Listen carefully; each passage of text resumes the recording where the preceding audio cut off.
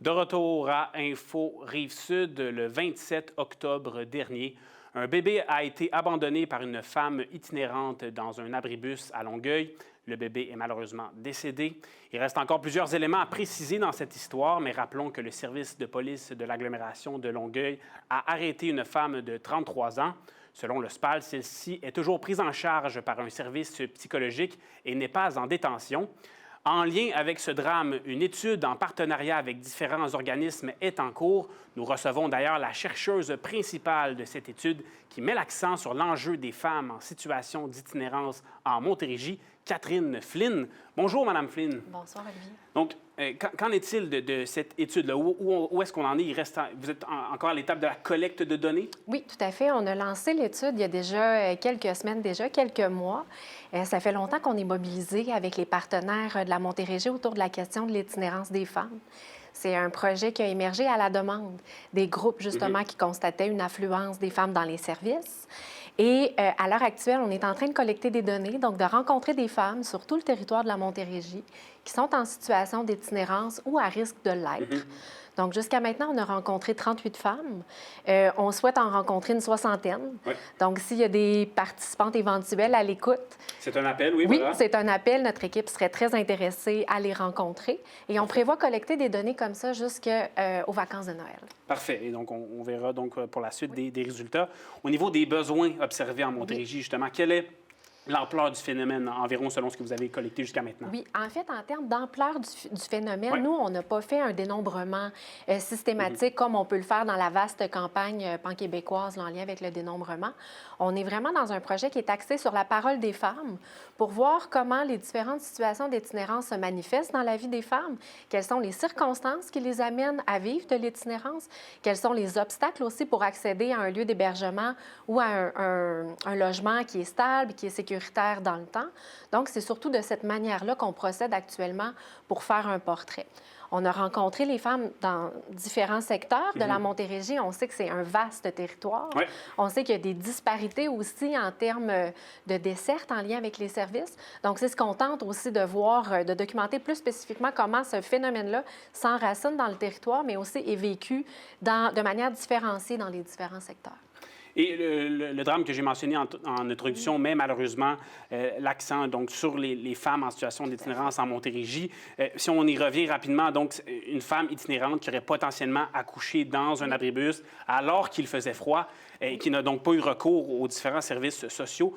Comment, selon la teneur de vos recherches, comment est-ce qu'on peut en arriver là? C'est extrêmement préoccupant comme situation et avec notre équipe, on veut vraiment que cet événement-là serve d'électrochoc pour sensibiliser les gens. Parce que nous, c'est pas c'est dramatique, c'est extrêmement bouleversant qu'est-ce qui est arrivé. Mais malheureusement, pour moi, ce n'est pas surprenant. Ça fait plus de 15 ans maintenant que je travaille sur la question de l'itinérance des femmes. Ça fait plus de 15 ans qu'on constate comment notre système de santé, de services sociaux, notre service de sécurité publique aussi échoue souvent à protéger des femmes ou à leur offrir des services, à protéger des femmes qui sont dans des situations de très grande précarité. Donc, pour nous, c'est vraiment comme toute la question de la pointe de l'iceberg. Ouais. Et évidemment, le phénomène de l'itinérance des femmes, c'est quelque chose qui est complexe.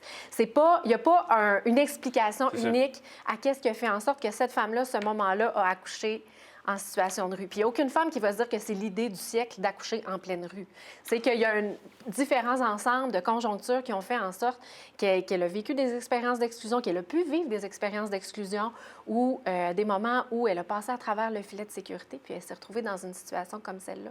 Puis de nombreuses femmes qui participent à nos projets de recherche sont mères. En fait, la grande majorité des participantes que je rencontre sont mères. Certaines ont la garde de leur enfant, certaines se sont fait retirer la garde, certaines les ont données en adoption. Certaines nous parlent aussi de leur processus d'interruption de grossesse, nous parlent de comment leur maternité est perçue par les institutions aussi.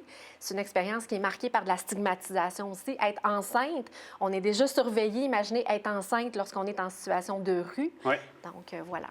Puis pour cette femme-là, on ne sait pas également dans quel état nécessairement psychologique elle se trouvait à ce moment-là. Ça fait partie des éléments à considérer certainement aussi. Vous m'avez parlé de stigmatisation, d'exclusion sociale, donc un bris de confiance envers les institutions, envers les services sociaux. Donc, qu'est-ce qui cause justement ce bris de confiance pour ces femmes-là? Bien, un bris de confiance avec raison. Souvent, parfois, quand je fais du terrain de recherche, j'ai l'impression parfois que les femmes parlent directement aux décideurs à travers mon enregistreur. Des fois, les femmes se mettent littéralement à crier dans l'enregistreur pour que les gens entendent parce qu'elles portent une certaine colère en elles, une colère par rapport à des institutions qui les ont déçues. Et on définit souvent l'itinérance comme un processus de rupture sociale, mais avec les femmes, c'est vraiment pas le cas. Elles sont toujours engagées à recréer des liens autour d'elles. Elles vont frapper à la porte des ressources d'hébergement qui sont à pleine capacité. Ici, sur le territoire de la Montérégie, pour obtenir de l'hébergement sur plusieurs semaines, c'est extrêmement difficile. C'est à pleine capacité. Donc, elles sont déçues par rapport à ça. Elles vivent des expériences de fin de séjour dans les organismes. Elles sont confrontées aussi à des organismes qui ont des règlements qui sont assez restrictifs en termes de consommation de substances, en termes d'heures de fréquentation, en termes de prise en charge aussi, de mobilisation. Donc, elles vivent des situations d'exclusion à répétition et viennent à développer de la méfiance aussi. On a des femmes qui se présentent dans des services d'urgence. Moi, c'est des situations qui me sont racontées, qui se présentent en état de consommation dans des services d'urgence et elles ne se font pas traiter, elles ne se font pas aider, elles se font escorter par les agents de sécurité si elles sont connues ou si elles sont déjà dérangeantes ou si elles ont des diagnostics stigmatisants en lien avec la santé mentale. On a des femmes aussi qui sont reçues de manière plus ou moins adéquate par les corps policiers au moment de dénoncer des situations d'agression ou autres. Donc, avec raison, il y a une perte de confiance envers le système et on a affaire à des intervenants aussi. L'itinérance est portée par le communautaire. Puis on a affaire à un milieu communautaire puis à un système de santé de services sociaux qui est vraiment à bout de souffle en ce moment. Donc, il porte vraiment les choses à bout de bras avec des moyens limités. Donc, ça laisse place à des services. Et on aurait pu en parler pendant de longues minutes, encore une fois. Ça va prendre du financement pour ces organismes communautaires-là, mais c'est tout le temps qu'on avait. Merci beaucoup, Mme Flynn, pour votre temps et merci de nous éclairer à ce sujet. Merci. C'est ce qui conclut donc l'émission. C'était Info Rive-Sud. À la prochaine.